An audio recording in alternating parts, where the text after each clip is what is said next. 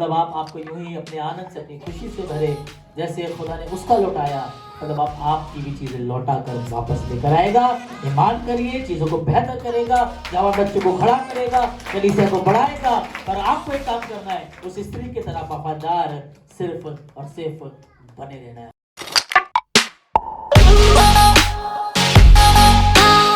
जय मसीह की, हालेलुया। आप उत्साहित हैं खुदावंत के लिए? हालेलुया। प्रभु का धन्यवाद करते हैं कि खुदावंत बहुत अच्छा है और बहुत अच्छा डांस रहा, इबादत अच्छी रही, सबने बहुत एफर्ट किया और दिख भी रहा है एफर्ट। और मैं दिल से खुदा का धन्यवाद करता हूं कि ये मौका मुझे मिला कि मैं आपके साथ खुदावंत की इबादत कर सकूं। मैं इसी शहर में रहता हूं, दिल्ली शहर में, और 23 साल पहले खुदावंत ने, 24 साल पहले, अब 24 साल फरवरी को मुझे हो जाएंगे, 24 साल पहले खुदावंत ने मुझे चुना और अपनी खिदमत के लिए खुदावंत ने अलग किया, और इसके लिए मैं दिल से धन्यवाद करता हूं। और ये कहना चाहता हूं कि खुदावंत ने आपको बहुत अच्छा खादिम दिया है। हालेलुया। हम खुदा के शुक्रगुजार हैं। जो लोग खादिमों की इज्जत करते हैं, खुदा उनको इज्जत दिलाता है, याद रखिएगा। खुदावंत के खादिमों की इज्जत करना बहुत जरूरी है, उनका सम्मान। खुदा ने कहा कि कोई मेरे छोटे से छोटे को इज्जत देगा, वो मुझे इज्जत देगा। क्योंकि खादिम जो होते हैं या सेवक लोग जो होते हैं, वो परमेश्वर को रिप्रेजेंट करते हैं, उसकी जगह पर खड़े होते हैं। जब वो गया तो उसने खिदमत खादिमों को दी, चेलों को दी। जैसे बाप जाता है तो अपनी चीजें बेटे के हाथ में देकर जाता है, तो बेटा पिता को रिप्रेजेंट करता है, उसको दिखाता है। वैसे ही खादिम भी उसको रिप्रेजेंट करते हैं। इसलिए यीशु ने कहा, जो मेरे खादिम की इज्जत करता है वो मेरी इज्जत करता है। तो इसलिए कभी खादिम का तिरस्कार मत करिए, उसकी इज्जत करिए, उसका सम्मान करिए, उसकी जो वो एफर्ट लगाता है, जो इतनी मेहनत करता है, उसके साथ जुड़ जाइए और कलीसिया बढ़ेगी। हालेलुया। कलीसिया बढ़ेगी। जब मैंने 18 साल पहले जब सेवा शुरू करी, 2006 में हमारी कलीसिया शुरू हुई। 18 साल पहले जब मैंने शुरू करी तो एक मंदिर के अंदर से हमने इबादत शुरू करी। ऐसी बड़ा हॉल था, हमें कहीं नहीं मिल रहा था। मैंने 1 महीने तक जगह ढूंढी, मुझे कहीं नहीं मिली। मुझे मालूम हुआ कि एक मंदिर है, शिव मंदिर, उसके अंदर एक हॉल ऐसे खाली है। मैं वहां पर चला गया और जाकर मैंने किसी से पता करा कि ये किसके अंडर में आता है। मैं एक प्रधान थे, मैं उनके पास चला गया और मैंने उनसे बोला कि मुझे वो मंदिर के अंदर वो जगह है वो चाहिए। तो उन्होंने, क्या करना है? मैंने कहा जी प्रार्थना करनी है। कहते वहाँ तो सब कुछ होता है, क्या प्रार्थना करोगे? तो मैंने उनसे बोल दिया मैं चर्च के लिए मांग रहा हूँ। उन्होंने मुझे ऐसे देखा, मैंने सोचा शायद भगा देंगे, गाली देंगे, गंदी बात बोलेंगे, मारेंगे। तो उन्होंने मुझसे कहा कि कब चाहिए? मैंने कहा इसी संडे चाहिए। उन्होंने कहा जाओ जाके कर लो। हमने अपने चर्च की शुरुआत जो एबीसी प्रताप बाग जो शुरू हुआ, वो मंदिर के अंदर शुरू। जो पुजारी थे वो वहां पर इबादत करते थे अपनी, वो खत्म हो जाती थी और उसके बाद फिर यहाँ पर हम गीत गाते थे, प्रभु का धन्यवाद करूंगा, उसकी संगति में सदा रहूंगा। वहां से खुदावंद ने शुरुआत की। इस बात से ये बताना मांग रहा हूं, परमेश्वर सब कुछ कर सकता है यदि आप उसके लिए कुछ करना चाहते हैं। लाल समुद्र पार जाना था, वो चाहते थे जाएं। यीशु ने कहा कि मैं तुम्हारे दिल की मुराद को पूरा करूंगा, और उसने यही किया कि उनके लिए लाल समुद्र को 2 भाग कर दिया। आज आपकी इच्छा क्या है? आप कितने डेडिकेटेड हैं परमेश्वर के लिए? आप परमेश्वर से कितनी मोहब्बत करते हैं? आप उसके लिए क्या करना चाहते हैं? आप जो कुछ करना चाहते हैं, आसमान का खुदा आपके लिए सोर्स प्रोवाइड करेगा।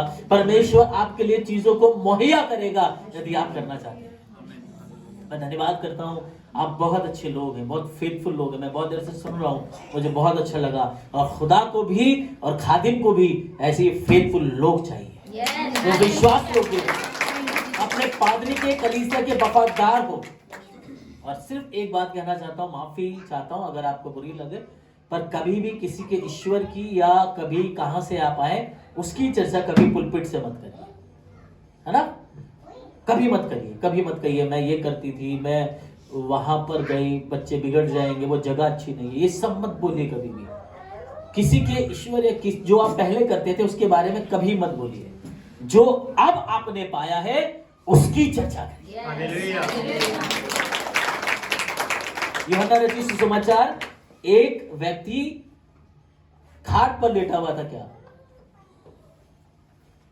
बीमार था, खाट पर लेटा हुआ था,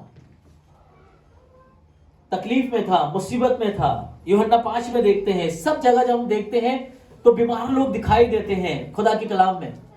जब वो चंगे हुए, जब उनको खुदा ने ठीक किया, कोई अंधा है 9वें अध्याय में, यूहन्ना में अंधा है, 5वें अध्याय में 38 साल का रोगी है। जब ये लोग चंगे हुए तो इन्होंने जो गुजर गया था उसके बारे में चर्चा नहीं करी, लेकिन उसके बारे में बताया जिसने उनको चंगा किया है। हालेलुया। आप उसके बारे में बताइए जिसने आपके बारे में, आपकी जिंदगी में काम किया है। तो समझ रहे हैं मैं आप क्या कहना मांग रहा हूं? कभी भी पुलपिट से ये बातें मत बोलिए, नहीं तो हम मुसीबत में पड़ सकते हैं। ठीक है, याद रखिए, हमेशा याद रखिए, जब भी गवाही दें तो ये कहिए कि मैं प्रभु का धन्यवाद करती हूँ कि मैं आज यहाँ पर हूँ। समस्या बहुत थी, तकलीफ बहुत थी, रुकावटें बहुत थी, हैडल बहुत थे, लेकिन आसमान का खुदा सब कुछ रास्ते बनाकर, सब कुछ उसने हटाकर मुझे यहाँ तक पहुँचा दिया। तो इसलिए हमेशा अपने यीशु की तारीफ करें, अपने परमेश्वर की महिमा करें, उसके कामों के बारे में बताएं कि उसने आपकी जिंदगी में कितने काम किए हैं। प्रभु का धन्यवाद करते हैं अच्छी कलीसिया के लिए। ये कलीसिया बहुत अच्छी है, फेथफुल लोग हैं, ईमानदार हैं, खुदा के साथ लगे हुए हैं, और जितने बच्चों ने यहाँ पर मेहनत की है, ये सब सजाया है, खाना बनाया है, सब कुछ किया है, आइए उनके लिए ताली बजाएंगे।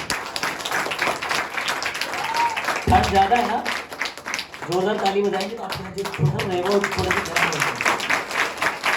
इनके लिए ताली इसलिए बजाइए क्योंकि ये आने वाले समय के परमेश्वर के सेवक बनेंगे। कोई इसमें से खादिम बनेगा, कोई वर्शिप लीडर बनेगा, कोई अच्छा यहाँ का रखवाला होगा, या चीजों को प्रोवाइड करेगा, लाएगा, देगा, या सब ऑर्गेनाइज करने वाले बच्चे होंगे।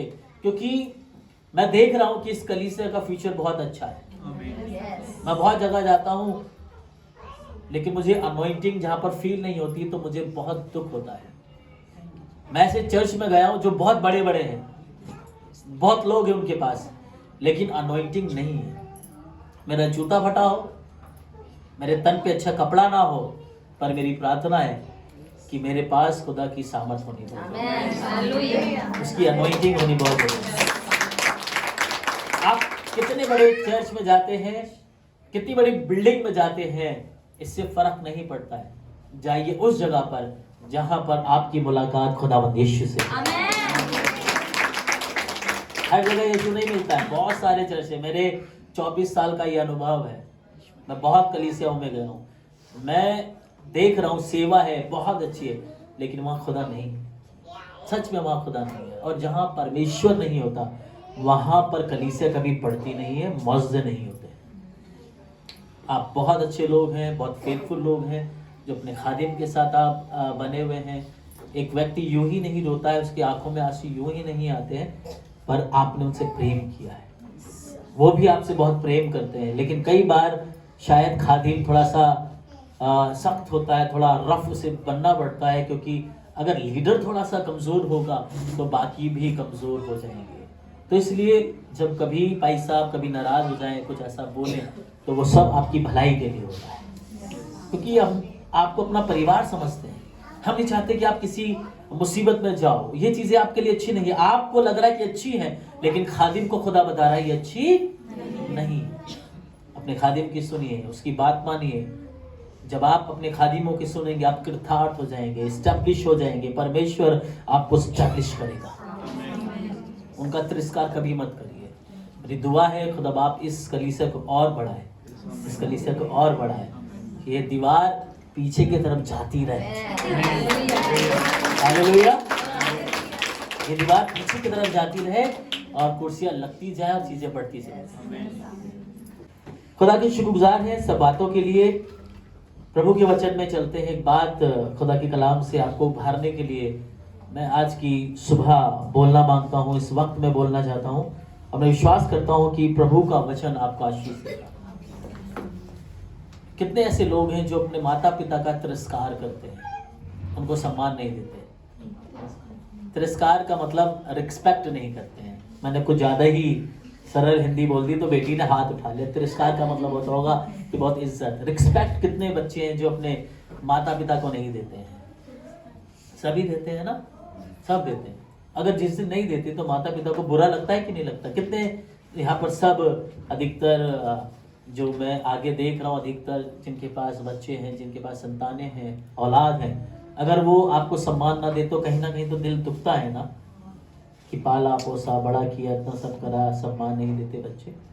बच्चों, अपने माँ बाप को अगर इज्जत नहीं दोगे ना तो दुनिया में कभी तरक्की नहीं पाओगे। माँ बाप की खिदमत करना बहुत ज़रूरी है। मैंने अपनी माँ की 3.5 साल सेवा करी है, 3 साल लगभग सेवा करी है। उनको पैरालाइज हो गया था, वो अपने आप से नहा नहीं सकती थी, अपने आप से चल नहीं सकती थी। खुदा ने मुझसे कहा कि तुम इनकी स्ट्रेंथ हो, तुम इनके पैर हो, तुम इनके हाथ हो। मैं उन्हें मिलाता था, मैं उनको तैयार करता था, उनके बाल बनाता था, जबकि मेरी वाइफ कर सकती थी। लेकिन मैंने कहा मेरी माँ है और मैं, ये जिम्मेदारी मुझे दी गई है, ये खिदमत मुझे मिली है और मैं इसको करूँगा। और आज खुदा ने मुझे, मेरे परिवार को, कलीसिया को बहुत बुलाया।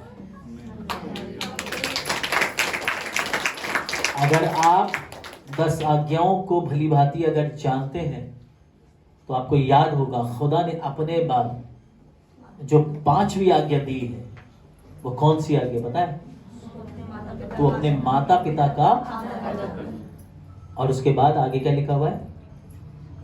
बस ब्लेसिंग तो भूल रहे हैं, आदर करना बहुत अच्छी बात है, आपको याद है, लिखा हुआ है तो अपने माता पिता का आदर करना, ऐसा करने से जो देश परमेश्वर तुझे देगा तो उसमें बहुत दिनों तक रहने पाएगा।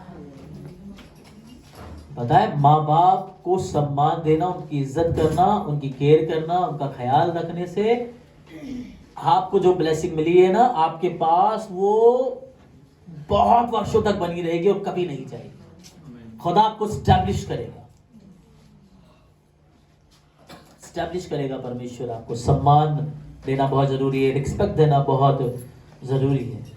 जब मैं यहाँ पर आया, खुदा बाप ने मुझसे बहुत सारी बातें करी। मेरा वक्त मुझे याद आ रहा था जब मैंने शुरुआत करी कलीसिया की, बहुत छोटी स्मॉल शुरुआत हुई। और अच्छी बात है कि छोटा शुरू करते हैं तो अच्छा ही होता है, क्योंकि खुदा के कलाम के मुताबिक होता है कि अय्यूब में जैसे लिखा हुआ है, तेरी शुरुआत पहले छोटी क्यों ना हो, मैं उसकी बढ़ती करूँगा। तो मैं प्रभु का दिल से धन्यवाद करता हूँ। जब मैं यहाँ पर आ रहा था तो मुझे अपने दिन याद आ रहे थे, स्ट्रगल याद आ रहा था, समस्याएं वो जो हमने सेवा में उठाई है, मुझे याद आ रही थी। मंदिर में जब हमने सेवा करी, वहाँ पर मैं धन्यवाद करता हूँ उन व्यक्ति का जिन्होंने वो जगह मुझे दी, और वहाँ से हमने शुरुआत करी। उसके बाद 3 संडे तक वहाँ पर हमने इबादत करी।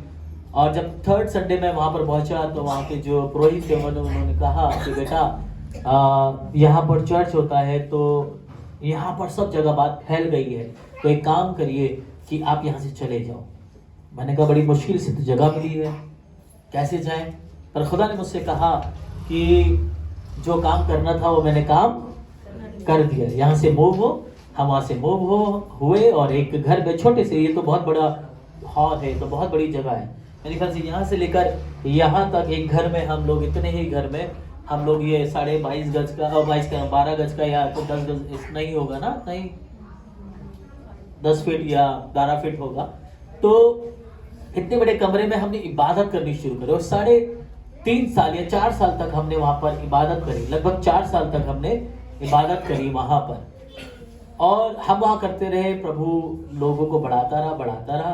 फिर हमने उस जगह को हमने खाली किया, फिर एक जगह ली और वो इससे भी बड़ी थी, इससे थोड़ी सी डबल होगी, उस जगह पर हम लोग पहुँचे। उसके बाद जब और खुदा ने हमें बढ़ाया, हमने बाय फेथ, जगह बड़ी थी, लोग कम थे, हमने 50 कुर्सियाँ और ले ली।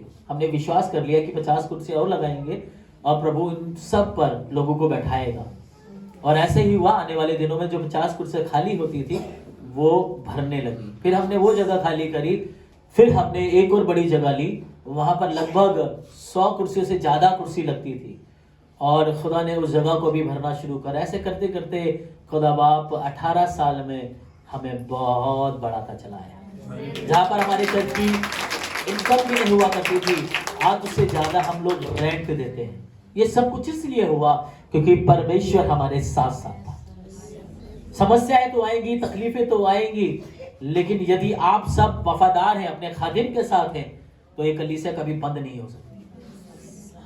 आपको ईमानदार होना पड़ेगा। मैंने खुदा के कलाम से सीखा है, अगर रूत ईमानदार ना होती तो रूत बोआज की वाइफ ना होती। अगर रूत चली जाती तो रूत मालकिन ना बनती। रूत ने क्या बोला? नौमी से क्या बोला? जहां तू जाएगी मैं वहां जाऊंगी, तेरा खुदा मेरा खुदा, जैसे रखेगी, जो तू खाएगी, जहां तू टिकेगी, मैं वहीं रहूंगी। एक कलीसिया को रूत की तरह होना है। अपने नौमी से कहना है कि जहां जाओगे भाई साहब, हम आपके साथ जाएंगे। अगर पार्क में करोगे इबादत, हम पार्क में इबादत करेंगे। हमें छोटी जगह में बैठाओगे, हम वहां पर बैठेंगे। अगर कुर्सी में भी ना बैठे, दरी पर बैठना पड़े, तो हम वहां पर भी बैठेंगे।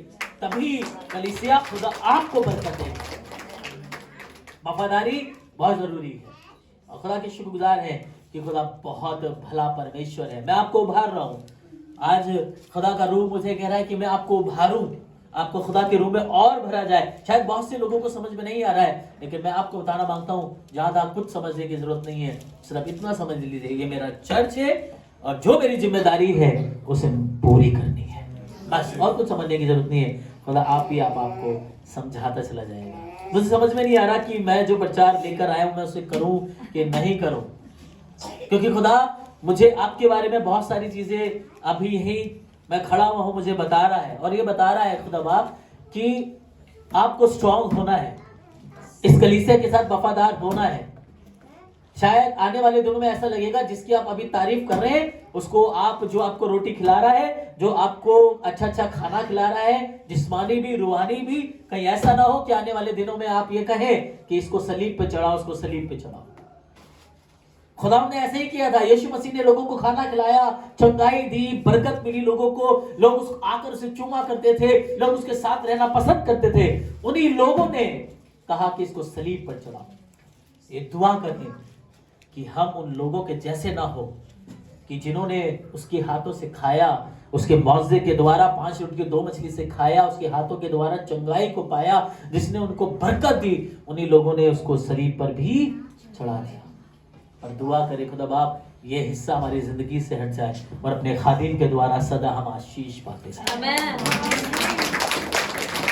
हम अपने खादिम के द्वारा हमेशा बरकत पाते रहें और इस कलीसिया के लिए हम सदा एक बरकत का बाइस बन सके। और एक चीज और कहना चाहता हूं, ईमानदारी सब चीजों में दिखाई है। आप कितनी भी छोटी नौकरी क्यों ना करते हैं, आप अपनी कमाई का 10वां हिस्सा खुदा के घर में लेकर आइए। आप पास्टर रविंद्र को नहीं दे रहे हैं, आप खुदा को दे रहे हैं। जब मैंने बाइबल कॉलेज से आया था, मुझे सिर्फ 500 रुपये मिलते थे। पॉकेट मनी जो मेरी थी वो सिर्फ 500 रुपये थी। और 2006 में 500 रुपये 5000 के बराबर नहीं होते थे। इतने होते थे? नहीं होते थे ना। खुदा ने मुझे बढ़ाया, इतना बढ़ाया कि उस 500 में आप जीरो लगाते चले जाइए। खुदा ने इतना बढ़ाया है। सिर्फ कैसे?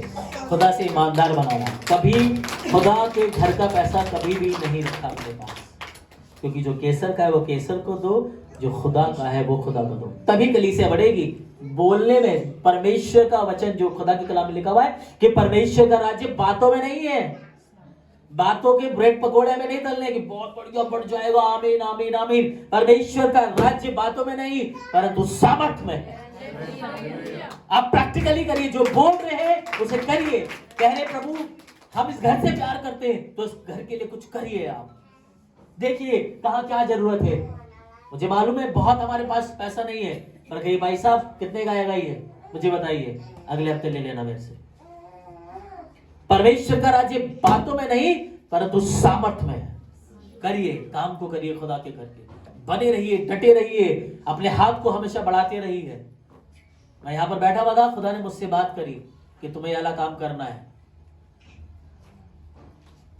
खुदा ने मुझसे कहा 1 साल तक इस कलीसिया को 5000 रुपए देने हैं आपको, और मैं इस कलीसिया में जनवरी से ये जो महीना चल रहा है मैं इनको दे दूंगा आपके बाजी साहब को 4,500 का, यहाँ 6,500 का रेंट है यहाँ का, 6,500 देते हैं, 5,000 रुपये मैं मेरी कलीसिया हर महीने यहाँ पर आपको देगी। जो पैसा बचेगा उसको सेव करिए, आप अपनी टाइट दीजिए ईमानदारी से, देखिए बड़ी जगह मिलेगी। बोलने से नहीं होगी, खुदा बड़ी जगह देगा, बड़ी जगह के लिए पैसा लगता है, बड़ी जगह के लिए विश्वास योग्य लोग चाहिए होते हैं, वो लोग चाहिए होते हैं जो अपनी 2 दमड़ी भी देना जानते हैं, वो लोग चाहिए होते हैं जो थोड़ा सा, जिनके पास कुप्पी में ऑयल और थोड़ा सा मैदा होता है, जो वो देना जानते हैं। आसमान का खुदा कलीसिया को तो बढ़ाता ही बढ़ाता है, अकाल के वक्त उनके घर में भी खाने की कमी नहीं होती है। हालेलुया। खुदा के पास प्लान है, सिर्फ एलिया के लिए नहीं है, लेकिन सारपत की विवाह के लिए भी प्लान है, जो उसको मालूम ही नहीं है कि जब कोई खुदा के खादिम के साथ जुड़ता है वो उसके साथ उस प्लान में जुड़ जाता है। खुदा को जिंदा रखना था एलिया को, जब उसके साथ जुड़ी और वो भोजन लेकर आई तो उसके घर में भी कभी किसी बात की कमी नहीं। और ये लिखा हुआ है पूरे अकाल भर वो और उसका लड़का खाते रहे, कभी कमी नहीं होगी। खुदा के घर में कंजूसी कभी नहीं, कभी कंजूसी नहीं। खुदा ने हमें सैक्रिफाइस करने वाले लोग बनाए, बलिदान करने वाले लोग बनाए। जब तक सैक्रिफाइस नहीं करोगे तो खुदा तुम्हें कभी नहीं बनाएगा। कलीसिया में बने रहिए, मेहनत करिए, सुसमाचार प्रचार करिए, जाइए लोगों को बताइए यीशु मसीह के बारे में, और देखिए कैसे ये कलीसिया बढ़ना शुरू हो जाएगी। थोड़ा सा समय लूंगा और ये खुदा का कलाम बांट दूंगा और उसके बाद फिर हम लोग प्रार्थना में चलेंगे। जितना भी मैंने बोला है खुदा के रूप में होकर बोला है, क्योंकि परमेश्वर चाहता है कि आज हम यानी बातें करें। आपको बुरा तो नहीं लग रहा? मैं आपको पका तो नहीं रहा हूं? अगर आप पक रहे हैं तो आपको कोई खाएगा भी नहीं। मैं ये बताना मांगता हूं, मुझे बहुत कुछ नहीं आता है और खुदा ने जो सिखाया बस उसी के आधार पर चल रहे हैं, सीख रहे हैं, और यही दुआ करते अवश्य है कि वो बढ़े और मैं घटता चला जाऊं। जिस कलीसिया का मैं पासवान हूँ, assembly of believer church Pratap Bagh हमारी कलीसिया है, और मैं वहाँ पर सेवा करता हूँ पिछले 18 साल से। मेरी वाइफ है, मेरी बच्ची है जेनिफर जोशुआ, और हम बड़ी खुशी के साथ खुदा की इबादत कर रहे हैं। हम सिर्फ खुदा की खिदमत कर रहे हैं। 18 साल से मेरी शादी 2012 में हुई है और जोशु 13 में हुई है, और हम कहीं नौकरी नहीं करते, हम खुदा के घर में काम करते हैं, और खुदा ने कभी हमें मोहताज नहीं होने दिया है, किसी बात की कमी नहीं। जो पूरी दुनिया को खिलाता है वो हमें क्यों नहीं खिलाएगा? पर लोगों को खुदा से रिश्ता बनाना आता ही नहीं, बस उनके पास कंप्लेंट है। खुदा से उनको लेना आता ही नहीं। पता है कैसे आप खुदा से ले सकते हैं? जब खुदा बाप हमें कुछ चीजें देता है, जब हमारे दिल के मुताबिक हमारी चीजें करता है, तब तो परमेश्वर बहुत अच्छा होता है।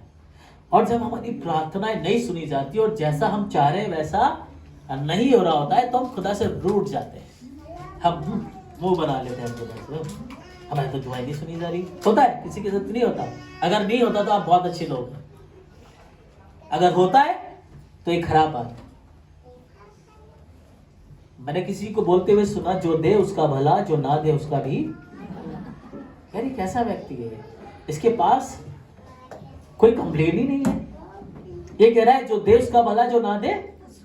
आपको भी ये बात करनी है, खुदा दे तो भी अच्छा है, भला है, और खुदा ना दे तो भी वो भला है। हालेलुया। वो देता है तो भी भला है, ना दे तो भी भला है। एक व्यक्ति बोल रहा है, एक इंसान बोल रहा है कि जो दे उसका भला, जो ना दे उसका भी भला। खुदा से भी कहिए, खुदा बाप चाहे तू दे चाहे ना दे, तो मेरी जिंदगी के लिए भला परमेश्वर। जब आप अपना रिश्ता से अच्छे से बनाएंगे ना, वो आपको सब कुछ देगा। मैं 18 साल से सेवा कर रहा हूँ, मेरी वाइफ और मैं, मेरा परिवार। मैं कहीं नौकरी नहीं करता हूँ कहीं जाके, ये मेरी बुलाहट है।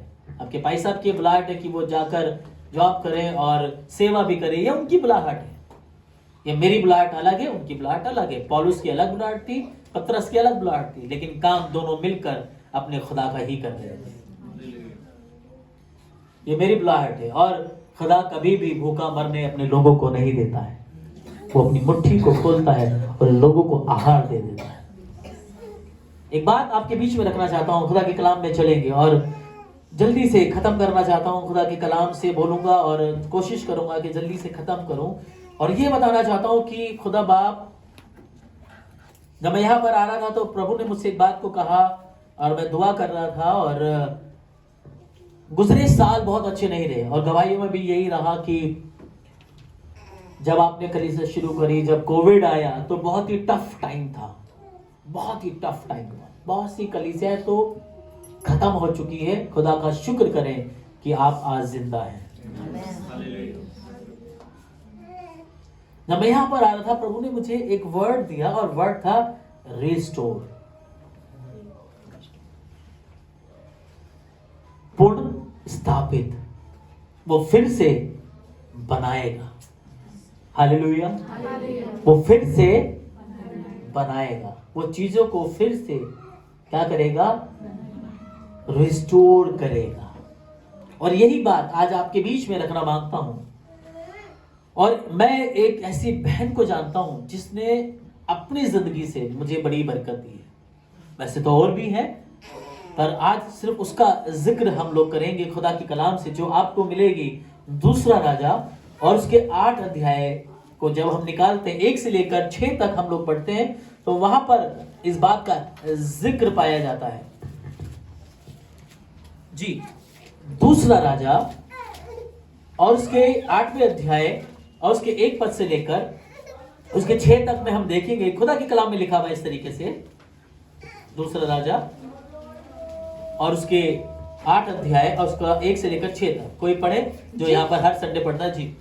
जिस स्त्री के बेटे को एलीशा ने जिलाया था, उससे उसने कहा था जी कि अपने घराने समेत यहाँ से जाकर जहाँ कहीं तू रह सके वहाँ रह। जी, इस स्त्री के बारे में आप सबको मालूम है कौन सी स्त्री है। वही स्त्री है जहाँ पर एलीशा जिसके घर में रुका करता था, और उसने उसके लिए एक अटारी बनाई, एक जगह बनाई, टेबल लगाई, कुर्सी लगाई, उसके लिए बेड बनवाया, उसके लिए पर्सनल उसके लिए एक जगह बना दी। और खुदा का खादिम एलीशा जब भी आता था उसके घर में रुकता था। और एलीशा ने देखा कि इसके घर में कुछ कमी है, और इसके घर में कमी ये है कि ये जो स्त्री है इसके पास कोई संतान नहीं है। और एलीशा ने उसके लिए दुआ करी, और अगले वर्ष जब एलीशा वापस आया तो उसकी गोद में एक औलाद को पाया। और ये वही स्त्री है जिसके बारे में यहाँ पर जिक्र किया जा रहा है और लिखा हुआ है। जी, और आगे लिखा है, क्योंकि यहोवा की इच्छा है कि अकाल पड़े जी, और वह इस देश से 7 वर्ष तक बना रहे। जी, वो अकाल, यहोवा की इच्छा है कि उस जगह पर अकाल पड़े और वो अकाल 7 वर्षों तक वहां पर रहेगा। लिखा हुआ है परमेश्वर के भक्त के इस वचन के अनुसार वह स्त्री अपने घराने समेत पलिश्तियों के देश में जाकर 7 वर्ष रही। जी, लिखा हुआ है ये स्त्री ने अपना घर छोड़ा, अपना देश छोड़ा, और जिस जगह पर वो रहती थी उस सब को छोड़कर वो पलिश्तियों के देश में चली गई। और 7 वर्ष वो वहीं रही, क्योंकि जिस स्थान पर वो रहती थी उस स्थान पर 7 वर्ष के लिए अकाल था। कुछ खाने को नहीं था, कुछ चीजें नहीं थी, ये वहां पर रही। ऐसा नहीं रहा होगा कि जब ये पलिश्तियों के देश में गई तो ये जाते स्टैब्लिश हो गई होगी, सारी चीजें इसके पास होगी। हो सकता है इसने बहुत सारी समस्याओं को वहां पर फेस किया होगा, इसकी जिंदगी में बहुत सारी समस्याएं आई होंगी, वहां पर इसको स्टेबल होने में, यहाँ पर रुकने में, वहां की चीजों को समझने में इसे वक्त लगा होगा।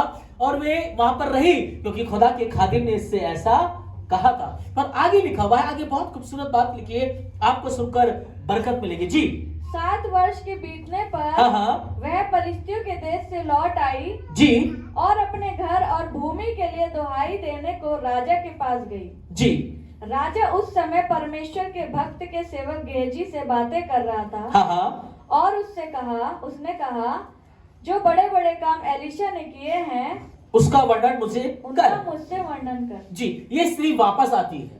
जब ये स्त्री वापस आती है अपना घर देखती है, अपने खेत देखती है, अपनी भूमि को देखती है, तो वो क्या पाती है कि किसी ने उस पर कब्जा कर लिया है, उसके घर पर कब्जा कर लिया है, उसकी भूमि पर कब्जा कर लिया है, उसकी चीजों पर कब्जा कर लिया है। इसने कोशिश करी कि कैसे मैं कर कर इसको हासिल कर लूं। ये कहीं कहीं गई होगी, उनसे रिक्वेस्ट करी होगी, ये मेरा घर है, खुदा ने मुझे ये घर दिया है, मैं इस घर में रहती थी, यहाँ पर अकाल पड़ा और प्रभु के दास ने कहा यहाँ से जाओ, तो मैं यहाँ से चली गई और 7 वर्ष बाद वापस आती हूँ तो मैं देखती हूँ कि तुमने मेरे घर और मेरी भूमि पर कब्जा कर लिया है। अब इसके पास कुछ नहीं बचा है, ये बेघर हो चुकी है, इसके पास कोई प्रॉपर्टी नहीं है, कोई छत नहीं है जहां पर ये टिक सके, रह सके, इसके पास कुछ नहीं है। पर इसको एक ख्याल आया कि मैं राजा के पास जाती हूं और उसको जाकर अपना सारा हाल बताती हूं। और कमाल की बात यह है कि जब ये राजा के बारे में सोच रही है तो राजा इसी के बारे में सुन रहा है। जब इसने अपने दिल में ख्याल लेकर आई कि मैं राजा के पास जाती हूं, और राजा के दिल में खुदा ने यही डाला कि ये गेहजी से एलिशा के बारे में जो बड़े बड़े काम जो एलिशा के वक्त में हुए हैं वो राजा उसकी चर्चा सुने। अमूमन तो राजा अपनी तारीफ सुनने में बड़े खुश रहते हैं ना। राजा सिर्फ क्या चाहता है, उसकी तारीफ हो। अगर वो चाहता तो ये कह सकता है, जैसी बताओ मेरे राज्य में कैसा तुम्हें लग रहा है, देखो 7 साल यहाँ पर अकाल था, कैसा हमने संभाला, देखा हम थे तो यहाँ पर कई लोग यहाँ पर सही रहे, हमारी तारीफ में कुछ शब्द बोलो। अनुपम, राजा को तारीफ सुनना अच्छा लगता है ना, लगता है ना, बड़े बड़े लोगों की आप उनकी तारीफ करते उनको बड़ा अच्छा लगता है। पर यहाँ पर राजा अपनी तारीफ की बात नहीं कर रहा है, पर राजा गेहजी से कह रहा है कि मुझे एलिया के उस बड़े बड़े कामों के बारे में सुनना है जो खुदा ने उसके द्वारा किए हैं।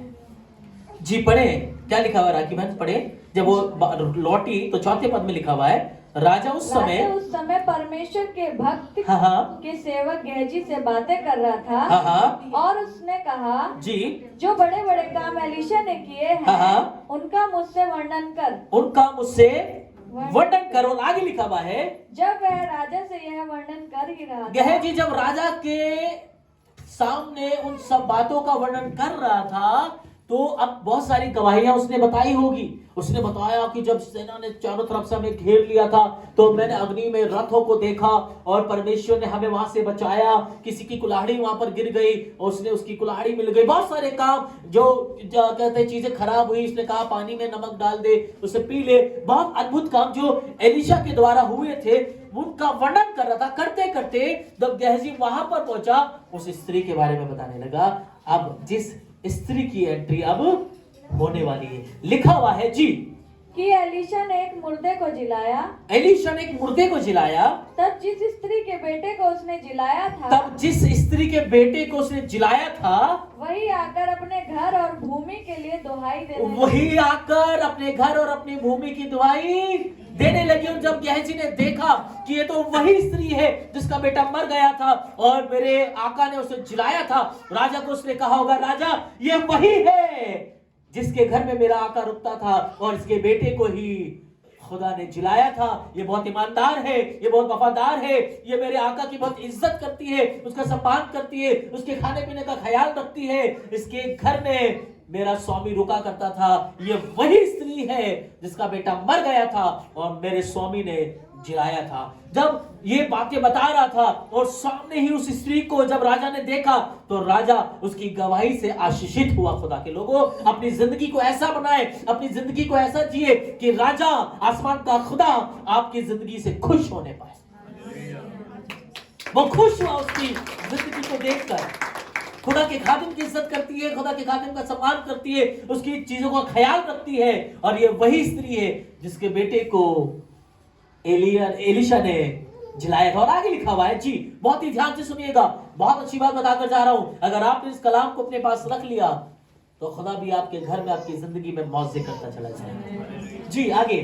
तब गेहजी ने कहा, जी हे मेरे प्रभु, हे राजा, जी यह वही स्त्री है और यही उसका बेटा है जी जिसे एलिशा ने जिलाया था। तब राजा ने स्त्री से पूछा, जी तब उसने उससे सब कह दिया, उसने सब अपना हाल बता दिया, मेरी भूमि, मेरा घर, मेरा सब कुछ हथिया लिया गया है, कब्जा कर लिया गया है। तो राजा ने कहा मैं क्या कर सकता हूं, मैं क्या कर सकता हूं? नहीं। देखिए राजा ने क्या किया। राजा ने क्यों किया? क्योंकि इसकी जिंदगी में काम इसलिए हुआ क्योंकि ये एक बहुत ही वफादार स्त्री थी खुदा के लिए और खुदा के खादिम के लिए। और जब कोई खुदा के लिए और खुदा के खादिमों के लिए, कलीसिया के लिए वफादार होता है, राजा उसके लिए ये सब करता है। अगर आप चाहते हैं मेरी जिंदगी में भी ऐसा हो, आसमान का खुदा आपको भी रिस्टोर कर दे, आपको भी रिस्टोर करेगा, आपको भी दोबारा से पुनर्स्थापित करेगा।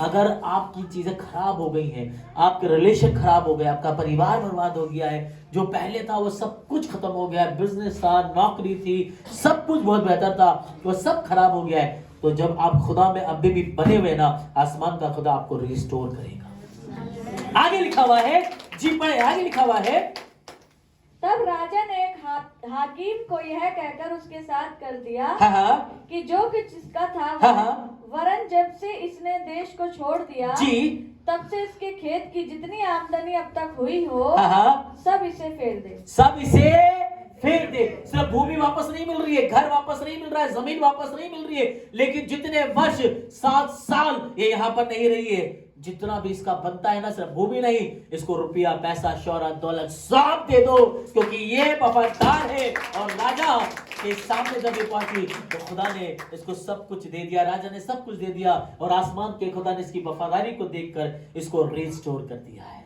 फिर से खुदा ने इसका सब कुछ लौटा दिया है। यदि आप चाहते हैं खुदा आपको सब कुछ लौटाए, आप प्रभु में बने रहिए, ईमानदार बने रहिए, क्योंकि प्रभु के वचन में लिखा हुआ है, पहला कुरिन्थियों 15वें अध्याय के 58 में लिखा हुआ है कि हे भाइयों, तुम्हारा परिश्रम प्रभु में व्यर्थ नहीं। आपके आंसू, आपके घुटनों पर आकर दुआ करना, आपका सर्दी में, बरसात में, गर्मी में इस जगह पर आना, अपने खादिम के साथ रहना, थोड़े से थोड़े में सरवाइव करना, गुजारा करना, फिर भी खुदा की तारीफ करना, खुश रहना, लिखा हुआ है तुम्हारा परिश्रम व्यर्थ नहीं। इसकी दुआएं स्त्री की व्यर्थ नहीं गई, इसका खुदा की खादिम की सेवा करना व्यर्थ नहीं गया। इसने ये नहीं कहा कि मुझे क्या मिला, इसे वो मिल गया जो ये अपने आप से कभी नहीं पा सकती थी। आसमान के खुदा ने इसको वापस इसका सब कुछ फेर दिया। यदि आप चाहते हैं आपका भी सब कुछ फेर जाए, आपका भी सब कुछ आपको मिल जाए, राजा आपको सब कुछ आपका फेर दे, तो आप खुदा के साथ वफादार रहिए और काम करते रहिए, क्योंकि तुम्हारे कामों का परिश्रम तुम्हें मिलेगा। यही खुदा के कलाम में पहला कुरिन्थियों 15वां अध्याय और उसके 58 पद में ये लिखा हुआ है। अगर हम दूसरी जगह चलते हैं, मेरे साथ निकालिए, दूसरी जगह हम चलेंगे, वहां पर भी खुदा आप लोगों को दोबारा पुनर्स्थापित कर रहा है, उनकी चीजों को वापस लेकर आ रहा है। और जब हम देखते हैं कि खुदा कैसे हमें चीजों को फेरता है, तो उसके अंदर हमें दिखना चाहिए, हमें करना चाहिए कि खुदा के साथ वफादारी बहुत जरूरी है। मैं एक जगह ले जाना चाहता हूं जल्दी से आपको, मेरे साथ आप निकालिए पहला सैमुएल उसका 30 अध्याय और उसके पहले पद से पढ़े। तीसरे दिन जब दाऊद अपने जनों समेत सिकलग पहुंचा, तब उन्होंने क्या देखा कि अमालेकियों ने दक्षिण देश और सिकलग पर चढ़ाई की और सिकलग को मार के फूंक दिया, और उसमें की स्त्री आदि छोटे बड़े जितने थे जी सबको बंदी बनाकर ले गए। उन्होंने किसी को मार तो नहीं डाला, उन्होंने किसी को मारा नहीं था, किसी को मार नहीं डाला था। आगे लिखा हुआ है सबों को लेकर अपना मार लिया, और सबों को लेकर अपना मार लिया। रुक जाइए, यहाँ पर दाऊद कहीं गया हुआ है। जब दाऊद वापस लौटता है तो क्या देखता है कि उसके देश पर हमला हुआ है, उसके लोगों पर हमला हुआ है, अमालेकी आए हैं और उसके लोगों पर हमला कर कर सबको बंदी बनाकर ले गए, क्या छोटे क्या बड़े, स्त्री पुरुष जानवर सबको वो ले गए। और जब वो आकर देखता है तो कुछ उसे दिखाई नहीं देता, सब कुछ जला हुआ, खत्म। शायद कोविड में भी किसी के साथ ऐसा हुआ होगा, शायद 2020, 21, 22, 23 में ऐसा हुआ होगा। और मैं कहना चाहता हूँ 2024 में परमेश्वर आपको फिर से एस्टैब्लिश करने जा रहा है, परमेश्वर फिर से रिस्टोर करने जा रहा है। जैसे उसकी भूमि वापस फेरी गई, जैसे उसका घर वापस दिया गया, आसमान का खुदा भी आपकी चीजों को वापस फेरेगा। ये 2024 परमेश्वर हमें पुनर्स्थापित करेगा, रिस्टोर करेगा, फिर से हमें मजबूत करेगा परमेश्वर। कलीसियाओं को बढ़ाएगा, बिजनेस को बढ़ाएगा, आपकी जॉब में आपको तरक्की देगा, आपके बच्चों को उन्नति देगा। ये साल 2024 हमारे लिए उन्नति और तरक्की का साल होगा। एबीसी बादली विश्वास कर लीजिए। उसके चौथे पद को पढ़ते हैं तो लिखा हुआ है, तब दाऊद और वे लोग जो उसके साथ थे चिल्लाकर इतना रोए कि फिर उनमें रोने की शक्ति ना रही। लिखा हुआ है कि दाऊद ने जब ये हाल देखा, जब आपने 2020 में, 2021 में, 2022 या 23 में या उससे पहले जब आपने देखा कि बर्बादी है, सब जगह चीजें खराब है, तो आप में शायद इतनी शक्ति भी नहीं रही कि आप रो सके। सालों की मेहनत होती है घर बनाने में, जिंदगी बनाने में, एक एक तिनका कर माँ कैसे चीजों को जोड़ती है, बाप कैसे मेहनत करता है, और एक बीमारी आई जिसने सब कुछ खत्म कर दिया। कलीसिया को खत्म कर दिया, परिवार को खत्म कर दिया, चीजों को खत्म कर दिया, बिजनेस ठप हो गए, बर्बाद हो गए, लोग सड़क पर आ गए, सुसाइड कर लिया लोगों ने। पर धन्यवाद करते हैं, खुदा के लोगों ने सुसाइड नहीं किया, क्योंकि उन्हें मालूम है कि उनका खुदा सब कुछ लौटाने की सामर्थ्य रखता है। है कि दाऊद ने जब सब कुछ देखा, उसके लोगों ने जब देखा, जब पादरी ने देखा होगा, आपने देखा होगा, कुछ नहीं बचा है भैया, जहां पर इबादत करते थे वो जगह भी नहीं रही है, अब क्या करेंगे। ये सिर्फ वही लोग बोल रहे थे जो दर्द समझते हैं कुछ खोने का, जो वही लोग समझ रहे हैं जो खुदा से प्यार करते, उसके घर से प्यार करते। अगर आप खुदा से प्यार नहीं करते, उसके घर से प्यार नहीं करते, तो आप पार्क में जमा नहीं होते। धन्यवाद करता हूं उन लोगों के लिए जो पार्क में जमा होकर भी अपने खादिम के साथ इबादत कर रहे हैं। खुदा ऐसे लोग हर एक खादिम को देना। दाऊद अकेला नहीं रोया, आपका खादिम अकेला नहीं रोया, आपके खादिम के साथ और भी लोग ऐसे वफादार हो, जब खादिम रोए तो आप भी रो रहे हो, क्योंकि आप उसके दर्द को समझ रहे हैं। खादिम के लिए, कलीसिया उसके लिए क्या होता है आपको मैं बता नहीं सकता। मैं भी एक खादिम हूँ, मेरे लिए आप क्या है मैं आपको बता नहीं सकता। कई बार जब लोग हमें नहीं समझते, हम बहुत दुखी होते हैं। जिन लोगों पर हमने अपने आप को इतना इन्वेस्ट किया होता है, जिनको हम अपना सब कुछ समझते हैं, जिनको अपना घर परिवार, जिनमें हम अपनी माँ, जिनमें हम अपनी आंटी, जिनमें हम अपनी भाभी माँ की तरह समझते हैं, सारी चीज़ें देखते हैं, जब वो हमें नहीं समझते हैं तो हमें बहुत तकलीफ होती है, बहुत दिल दुखता है, बहुत खादिम रोते हैं, दिखाते नहीं हैं आप। तो मैं धन्यवाद करता हूँ दाऊद के पास, और आपके जो पासवान है वो भी एक दाऊद है। जैसे दाऊद के पास ऐसे लोग थे जो उसके साथ रोते थे, मैं धन्यवाद करता हूँ इस दाऊद के पास भी ऐसे लोग हैं जो उसकी कमजोरी में यहाँ पर उसके साथ रोते हैं। जवान बच्चों, अपने खादिम के साथ वफादार रहना, ईमानदारी से रहे। कभी कभार वो आपको समझ में नहीं आएंगे, कोई बात नहीं, जो वो कहते हैं करो, उनका कहना मानो, उनके साथ रहो। आसमान पर खुदा तुम्हें खुरे से उठाकर तुम्हें चट्टान पर स्टैब्लिश कर देगा। अपने खादिम के दिल को देखो, उसको, उसके बाहर के आवरण को मत देखो, उसका दिल आपके लिए धड़कता है, आपके लिए वो परिश्रम करता है, उस पर ध्यान दीजिए। लिखा हुआ है दाऊद के साथ उसके लोग भी रोए, और इतना रोए कि अब उनमें रोने की शक्ति भी नहीं रही। जाता हूँ छठे पद के दूसरे हिस्से को, इसी अध्याय के छठे पद के दूसरे हिस्से को पढ़ेंगे, जहां पर लिखा हुआ है परंतु दाऊद ने अपने परमेश्वर यहोवा को स्मरण करके हियाव बांधा। जी, लिखा हुआ है जब दाऊद रो रहा था, जब उसमें कोई शक्ति नहीं थी, जब उसका ब्रेन काम नहीं कर रहा था, पर उसको इमीडिएटली ख्याल आया कि मेरा खुदा मेरे साथ है। लिखा हुआ है परंतु दाऊद ने अपने परमेश्वर को स्मरण करके हियाव बांधा। जब उसने देखा कि सब लुट गया है, सब बर्बाद हो गया है, सब कुछ जला हुआ है, तो रोने लगा। वो बिलक बिलक के रोने लगा कि उसमें शक्ति भी नहीं रोने की। वो सोच रहा था सब बर्बाद हो गया, लेकिन एकदम उसे ख्याल आया, उसे स्मरण आया कि मेरा खुदा मेरे साथ है, और उसने हियाव बांधा। और जब उसने हियाव बांधा तो लिखा हुआ है 8वें पद में लिखा हुआ है, और दाऊद ने यहोवा से पूछा, और फिर दाऊद ने यहोवा से पूछा क्या मैं इस दल का पीछा करूं? क्या मैं इस दल का पीछा करूं क्या जो उसको जा मेरी पकड़ूं? चीजों को ले गया है, जो चीजों को बर्बाद करके गया है, क्या मैं इसका पीछा करूं? क्या उसको जा पकड़ूंगा? क्या मैं इसे जा पकड़ूंगा? उसने उसने उससे कहा पीछा कर। पीछा कर। आगे, क्योंकि तू निश्चय उसको पकड़ेगा हाँ, और निसंदेह सब कुछ छुड़ा लाएगा। हाँ, तो उसको पकड़ेगा, निसंदेह तू सब कुछ छुड़ा कर ले आएगा। हालेलुया। जो कुछ दुश्मन ले गया है, जिनको बांध ले गया है, जिनको बंधुआई में ले गया है, जो लोग पहले यहाँ पर आते थे और अब नहीं आते, मेरी दुआ है आसमान का खुदा उन्हें छुड़ा कर वापस लेकर आए। दाऊद रोया, उसने शक्ति नहीं उसे स्मरण आया कि मेरा खुदा मेरे साथ है, और उसने खुदा से पूछा, खुदा बाप में पीछा कर। उसने कहा जा पीछा कर। उसने कहा तू सब कुछ छुड़ा कर लाएगा। और लिखा हुआ है कि उसके जब हम 11 पद को पढ़ना शुरू करते तो वहां पर इस तरीके से लिखा हुआ है, उनको एक मिस्री पुरुष मैदान में मिला। उन्होंने उसे दाऊद के पास ले जाकर रोटी दी। दाऊद के पास ले जाकर रोटी दी और उसने उसे खाया। तब उसे पानी पिलाया। फिर उन्होंने उसको अंजीर की टिकिया का एक टुकड़ा और 2 गुच्छे किशमिश दिए। और जब उसने खाया तब उसके जी में जी आया। उसने 3 दिन और 3 रात से ना तो रोटी खाई थी और ना पानी पिया था जी। और आगे लिखा हुआ है, तब दाऊद ने उससे पूछा, तू किसका जन है और कहाँ का है जी?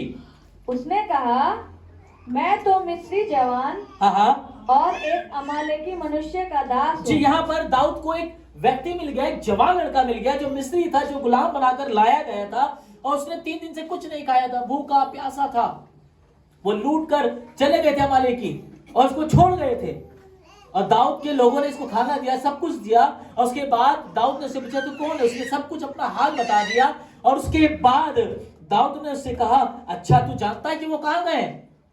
उसने कहा मैं जानता हूं कि वो कहाँ गए। उसने कहा क्या तू मुझे उस जगह पर ले जा सकता है? उसने कहा कि हाँ मैं ले जा सकता हूँ। एक जवान लड़का दाऊद को उस जगह पर ले गया जहां पर अमालेकी थे, जो दाऊद का सब कुछ ले गए थे। और लिखा हुआ है जब दाऊद ने उनका पीछा किया, जवान उनके साथ था। तो आगे लिखा हुआ है, उसके 18वें पद को पढ़ते तो लिखा हुआ है, और जो कुछ अमालेकी ले गए थे, वह सब दाऊद ने छुड़ाया। वो सब दाऊद ने छुड़ाया। और दाऊद ने अपनी दोनों स्त्रियों को भी छुड़ा लिया। आगे, वरन उनके क्या छोटे क्या बड़े, क्या बेटे क्या बेटियां जी, क्या लूट का माल, सब कुछ जो अमालेकी ले गए थे जी, उसमें से कोई वस्तु ना रही जो उनको ना मिली हो। और आगे, क्योंकि दाऊद सब का सब लौटा लाया। लौटा लाया था। हालेलुया। मैं धन्यवाद करता हूँ कि उस वक्त तो वो दाऊद सब का सब लौटा कर लेकर आया, लेकिन आज हमारा दाऊद, हमारा यीशु मसीह है, जो दाऊद से भी बढ़कर है। जो कुछ हमारा खो गया है, हमारा खुदा उसे वापस लौटा कर लाएगा। हालेलुया। वापस लौटा कर लाएगा। आसमान का खुदा वापस लौटा कर लाएगा, हमें रिस्टोर करेगा। वो दाऊद के गिरे हुए खेमे को फिर से खड़ा करेगा, उसे फिर से बसाएगा, फिर से उसमें आनंद और उत्साह को भर देगा, क्योंकि परमेश्वर आपको रिस्टोर करने जा रहा है, पुनः स्थापित करने जा रहा है। दाऊद के गिरे हुए खेमे को फिर से खड़ा करेगा और उसकी सारी चीजों को वापस लौटा कर लाएगा। मुझे नहीं मालूम कि गुज़रे साल में आपने क्या खोया है, आपका कोई गया है, लेकिन खुदा बाप अपनी ऐसी शांति से आपको भर देगा, वो खुशी आपको दे देगा कि फिर आपके आंखों से आंसू नहीं गिरेगा। जो जगह खाली हुई है, आसमान का खुदा अपनी हुजूरी से उस जगह को भर देगा। खुदा आपको रिस्टोर करेगा, अपनी शांति से भरेगा। और मेरी दुआ है खुदा बाप आपकी जिंदगी में अपनी सामर्थ को दिखा। जो कुछ आपने खोया है, जो कुछ आपको लॉस हुआ है गुजरे साल में, जिसे दाऊद वापस लौटा कर लाया, आसमान का खुदा भी आपकी चीजों को वापस लौटा कर लाया। हालेलुया। आप विश्वास करते हैं? अपने घर जाकर आप पढ़िएगा योएल नबी, उसका पहला अध्याय 4 पद, और यहाँ पर 4 टिड्डियां हैं, गजाम, अरबे, यमरे, हासिल, ये सारी जो टिड्डियां थी, इन्होंने आकर सारी चीजों को नाश कर दिया, चीजें खा गई, बर्बाद कर दिया। लेकिन खुदा के कलाम में लिखा हुआ है दूसरे अध्याय के 24-25 पद में कि परमेश्वर ने उनकी सारी चीजों को वापस फेर दिया। और मैं दुआ करता हूं कि आसमान का खुदा आपकी सारी चीजों को वापस फेरेगा। लूका 15 उसका 24 पद में लिखा हुआ है, जो खो गया था अब मिल गया है और वह आनंद करने लगे। मैं दुआ करता हूं जो खो गया था, विश्वास करिए अब मिल जाएगा और आप आनंद करने लगेंगे। बस ये कहकर खत्म करना चाहता हूं कि परमेश्वर इस साल इस कलीसिया को रिस्टोर करेगा, पुनर्स्थापित करेगा और खड़ा करेगा, बढ़ाएगा, आपको बढ़ाएगा, आपकी चीजों को अच्छा करेगा, बेहतर करेगा। और जब आप वफादार होंगे तब ये कलीसिया बढ़ पाएगी। हालेलुया। वफादार रहिए, इस कलीसिया के साथ बने रहिए।